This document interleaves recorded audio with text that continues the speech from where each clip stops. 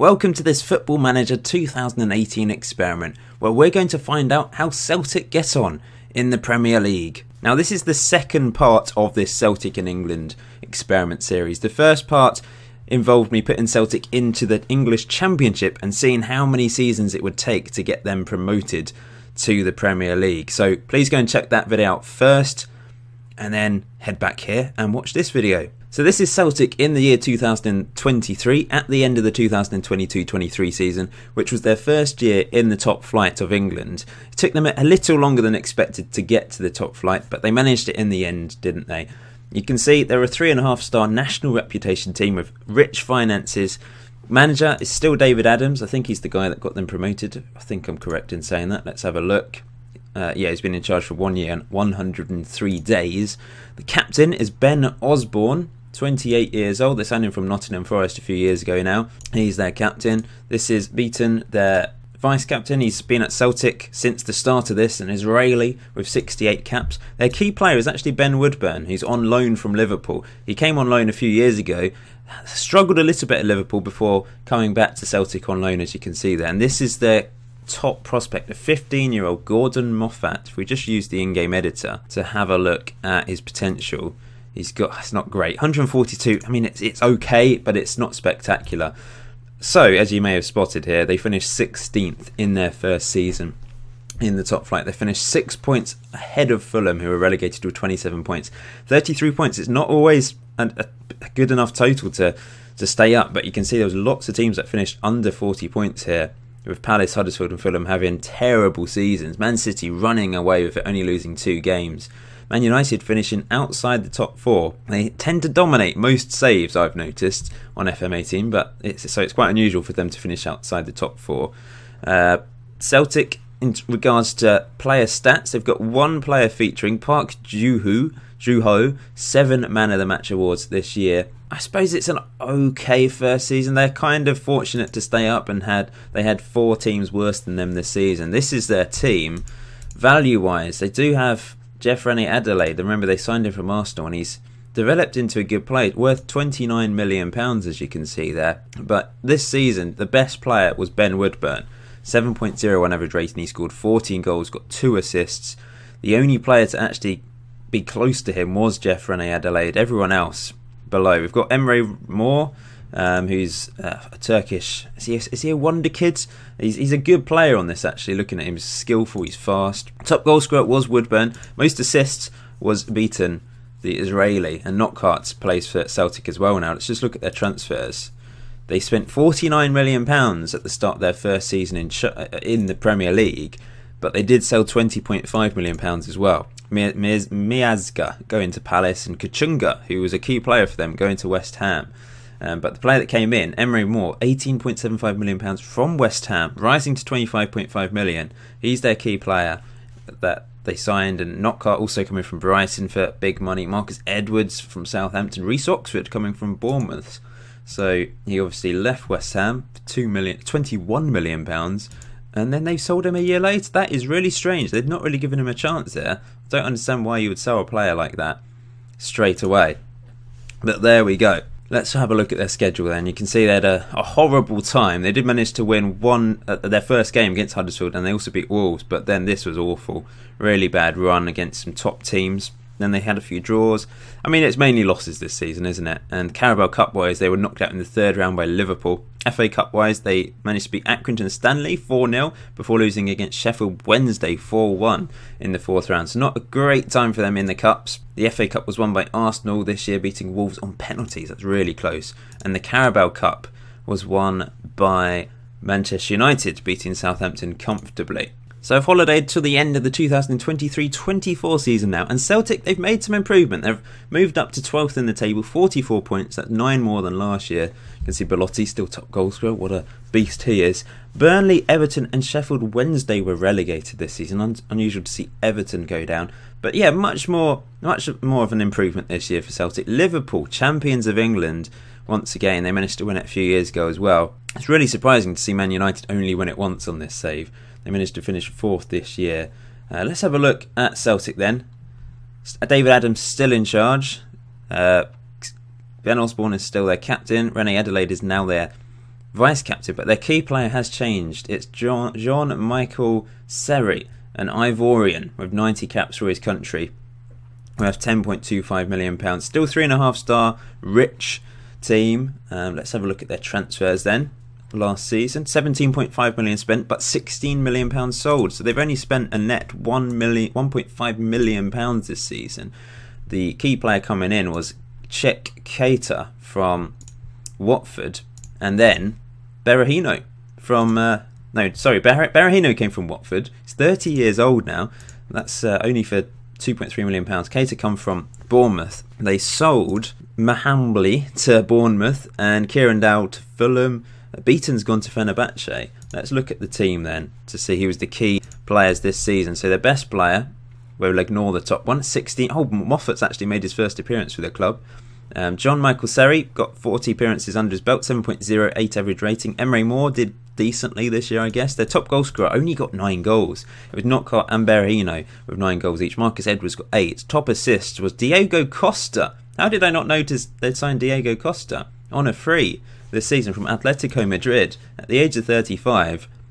He's not managed to bang goals in, has he? He's pretty much got no pace whatsoever anymore, and he only managed to score 7 goals, but did get 6 assists, 6.56 average rating. It's not really worked out for him, has it, at Celtic? But that's really interesting to see. They've got Joe Allen as well. I didn't notice they'd signed him on a free this season, and he didn't play very well at all. Looking at that. Diego Costa earning 110 grand a week. The highest earner is actually Emre Moore on 120 grand a week. Let's look tactics. I want to see. They're playing a 4-2-3-1 by the looks of it.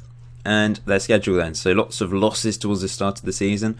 They got knocked out in the Carabao Cup third round against Everton and knocked out in the FA Cup third round against West Ham. Not great for them. We will look at Scotland as well, by the way, but I'll go a couple more seasons before we look at Scotland, because I want to see how Rangers are getting on, and also Cardiff City, because remember, Cardiff is the team that I swapped Celtic with, and they did manage to win the league once at the start, but it's been Rangers ever since. This is the FA Cup, and this is the Carabao Cup, which Chelsea won, so yeah, usual winners there. I'm afraid Celtic have been relegated back to the Championship at the end of the 2024-25 season.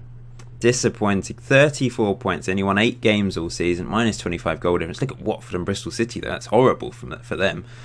Belotti, top goal scorer again. And Man United actually managed to win the league this year. But it's gone wrong for Celtic. Let's investigate to see what's happened. Still 3.5-star reputation team. They've got a different manager in charge now. I guess they sacked David Adams. Yep. When he was struggling. In fact, they sacked him at the end of the season because Manuel Iturra has just come in. So he's going to try he's got the task of trying to get them promoted back to the top flight.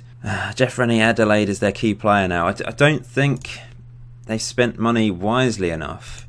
I mean, they spent £42 million this year, which I think is the highest amount. It's the biggest net anyway. So selling £14.25 million worth of players. But Reece Oxford's left already. He's gone to Newcastle. We've seen Brahim Diaz is their top signing from West Ham. They've re-signed Mir Zaga. I don't know how to pronounce him. Matt. Jack Grealish is coming from Sheffield Wednesday, as is Valverde from Sheffield Wednesday. Yedlin from Leipzig. But the team wasn't good enough to keep them up. Their best player, once again, Emre Moore, who's surely going to want to leave Celtic now that he's been relegated. If they can keep hold of him, they've got a really good Championship player. Jean-Michel Seri having a decent season as well, but not good enough. There are some poor players in here. Moffat's played one more game for the club, but this season it was the opposite. He had a terrible one game for the club. Top goal scorer, 7 goals. 2 players with 7 goals. Berahino and Adelaide. Assist wise, it was Brahim Diaz, who was their top signing this year. It looks all right, but yeah, they've really struggled, haven't they? You can see Carabao Cup wise, they were knocked out in the third round again. Third round in the FA Cup, knocked out by Leeds. Not great. Terrible end to the season as well. Didn't win for the last few games. They've still got Diego Costa, 36 years old, but he only got 5 goals in the league this year. Not good enough. So, we're going to have a look to see if they can get promoted straight back to the Premier League. Let's hope so. But are they going to turn into a yo-yo club? Possibly. They've managed to go straight back up, and convincingly so. 96 points. Champions once again. Strangely enough, Fulham, the team going up with them once again. But but they finished 10 points clear of them this time, only losing 4 games all season. Plus 37 goal difference, really good stuff from them.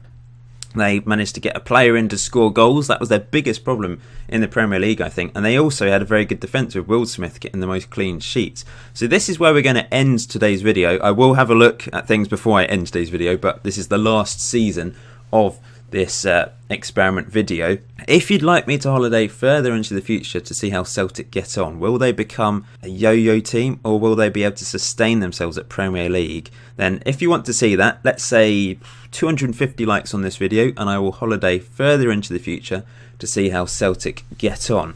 So let's have a look at them in a little bit more detail. So Manuel Iturra had a very good first season with the club, managing to get them promoted straight away. Ben Osborne is still captain, but maybe Adelaide left? We'll have to have a look. This is their key player on loan from Manchester United. He looks like a bit of a star. I bet he's got really good potential. 156 potential ability, not bad. And he's had a very good first season with the club. 3 goals, 7 assists, 7.06 average rating at the age of 19. That's not bad going, really. Transfer-wise, they actually spent £69 million, but they sold £105 million worth of players. I guess these are players trying to jump ship. You can see Adelaide left to leave. He went to Middlesbrough for a lot of money. Emery Moore has gone to Spurs. Brahim Diaz went to Bournemouth. Keita went to Wolves. Panzo went to Wolves. They've sold a lot of players who just didn't want to be part of a championship club. But coming into the team, they obviously brought in players good enough for this level that would do a job. This is their top signing, Joseph Abogi. He scored 10 goals, 17 in all competitions, as you can see there. And then also came in Shane Reed from Aston Villa, left back. They just signed some championship quality players that got them promoted. I suppose that was the main task. Josh Paska, real life West Ham player, coming in from QPR. So some good signings to help them get promoted. Best player of the season was Brinkmeyer, a German 24-year-old, a right back. Very good season from him.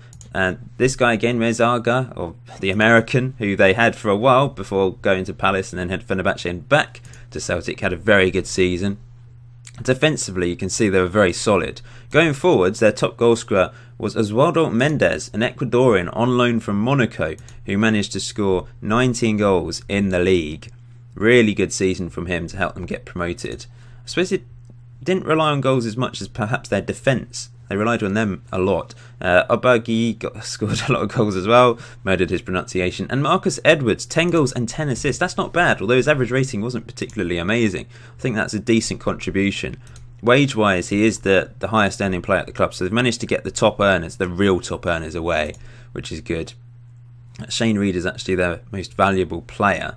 And assist-wise, yeah, Marcus Edwards was top. So, well done to Celtic for getting out straight away. They were knocked out in the third round of the Carabao Cup once again. And FA Cup-wise, knocked out in the fourth round once again. And Man City have managed to win the FA Cup 3 seasons in a row now. And Spurs have managed to win the... beating Arsenal in the Carabao Cup final. So, yeah, Celtic in the top flight. I'm going to have a look at Scotland now to see what's been going on over the last few years. But before I do that, actually, I just want to look at the facilities. I don't think much will have changed. They've got good corporate facilities, excellent training facilities, but below average data analysis facilities. Not sure if that's necessarily important. I guess they're still producing Scottish players rather than English players. It's got a mixture, but mainly Scottish players in the youth teams, as you can see here, especially in the under-20s. And in the under-18s, they're all Scottish. Scotland, then, they're currently 20th in the world rankings with Stuart McCall in charge. Rangers are the top team, so Celtic aren't included on this list because now they're playing in England, I suppose. But Cardiff are included, despite being a Welsh team playing in Scotland. That's really interesting. Top player, Kieran Tierney, now plays for Liverpool.